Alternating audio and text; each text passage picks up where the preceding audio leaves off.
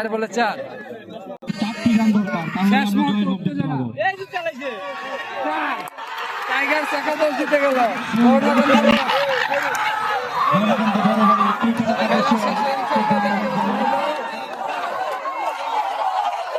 আজকের খেলায় বিজয় অর্জন করলো বড়বাড়ি একাদশ।